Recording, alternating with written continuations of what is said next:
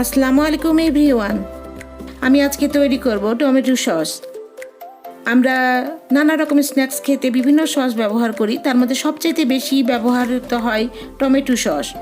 আর এই টমেটো সসটা মার্কেটে অনেক দাম দিয়ে আমাদের কিনতে হয়, কিন্তু আমরা এই টমেটো সসটাকে এই সিজনে তৈরি করে সারা বছরই ব্যবহার করতে পারি। এখন টমেটোর দাম খুবই কম এবং এখনই টমেটো সস বা সংরক্ষণ করার উপযুক্ত সময়। আসুন আমি আপনাদের সাথে শেয়ার করি টমেটো সসটা আমি কিভাবে করি এবং এক বছর এটা কিভাবে সংরক্ষণ করি।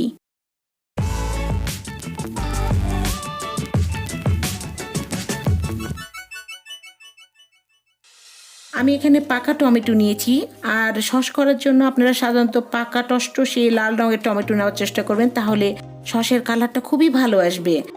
আলাদা কোনো কালার ব্যবহার করতে হবে না। আমি এখানে 1 কেজি পাকা টমেটো নিয়েছি এবং এরকম ছোট ছোট টুকরা করে নিয়েছি, আর হাফ চা চামচ আমি এখানে লবণ দিলাম, দিয়ে টমেটোটাকে সিদ্ধ বসিয়ে দিলাম।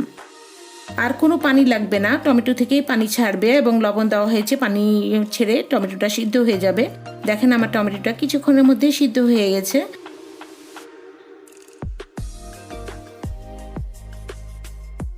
এখন টমেটোটাকে আমি ঠান্ডা করব, কারণ ঠান্ডা করে আমি ব্লেন্ড করব। গরম অবস্থায় অবশ্যই ব্লেন্ড করবেন না, তাহলে ব্লেন্ডারটা নষ্ট হয়ে যাবে। এই জন্য টমেটোটাকে আগে একটা পাত্রে নিয়ে কিছুক্ষণ ঠান্ডা করে নিতে হবে। টমেটোটা ঠান্ডা করে আমি ব্লেন্ড করে নিয়েছি, এবার আমি খুব ভালো করে এটা ছেঁকে নিব। আপনারা এরকম চিকন পাশের ছাঁকনি দিয়ে টমেটোটাকে ছাঁকার চেষ্টা করবেন, তাহলে সসটা খুব মসৃণ হবে।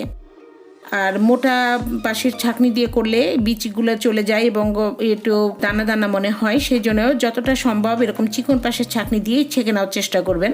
আমি পুরো সসটাকে এভাবে ছেঁকে নিলাম এবং আবার আমি একটা কড়াইয়ে দিয়ে দিলাম, দিয়ে চুলায় দিয়ে বসিয়ে দিলাম। এবার টমেটো সসটা পিউরিটা এখন ফুটে উঠছে। এরকম সময়ে আমি 1 চা চামচ আমি মরিচের গুঁড়া দিলাম, লাল মরিচের গুঁড়া 1 চামচই এখানে যথেষ্ট। তবে মরিচের গুঁড়াটাও আপনারা একটু কালারটা ভালো কালারের নেওয়ার চেষ্টা করবেন, তাহলেও সসের কালারটা ভালো আসবে। এবং সামান্য কিছু লবণ দিয়ে দিলাম, এটা স্বাদ মতো। আপনারা টেস্ট করে দেখবেন যেরকম লবণ লাগবে, কারণ পূর্বে আমরা লবণ কিছুটা ব্যবহার করেছি।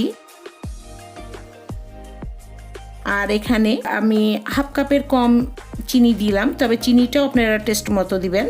আপনারা যেরকম চিনিটা খেতে বা যেরকম মিষ্টি খেতে পছন্দ করছেন এরকমটা দিয়ে নেবেন। এবার টমেটো সসটাকে কিছুক্ষণ নেড়ে আমি চিনিটাকে গলিয়ে নিব। এরপরে আমি চতুর্দিকে দেখেন ফুটে ওঠার পরে ফেনার মতো জমবে। ফেনাগুলোকে যতটা সম্ভব একটু ক্লিন করে নেওয়ার চেষ্টা করবেন, তাহলে টমেটো সসটা খুব ভালো হবে, খুব স্বচ্ছ হবে। এবার আমি দিব ভিনেগার। এখানে 1/3 কাপ, আমি 1/3 কাপের একটু কম, অর্থাৎ আপনারা 2 টেবিল চামচ ভিনেগার দিবেন। এবং দেখেন এখন আমি অনেকক্ষণ ধরে আমার টমেটো সসটা ফুটিয়ে বেশ ঘন হয়ে গেছে। ঘনত্বটা এরকমই বেশ ঘন হয়ে আসলে তখন আপনারা বুঝবেন যে এখন আমাদের কর্নফ্লাওয়ার মেলাতে হবে। আমি এখানে 1 টেবিল চামচ কর্নফ্লাওয়ার নিয়েছি। 1 কেজি টমেটোর জন্য 1 টেবিল চামচ কর্নফ্লাওয়ারই যথেষ্ট।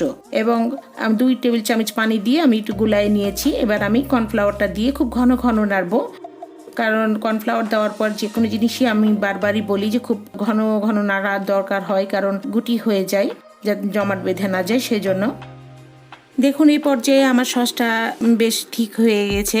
আর এখন আমি দিব যে প্রিজারভেটিভটার কথা বলেছিলাম, যেটা বড় কোম্পানির সসগুলোতেও দেওয়া হয়, অর্থাৎ আমি এখানে দেব সাইট্রিক অ্যাসিড আর সোডিয়াম বেনজোয়েট।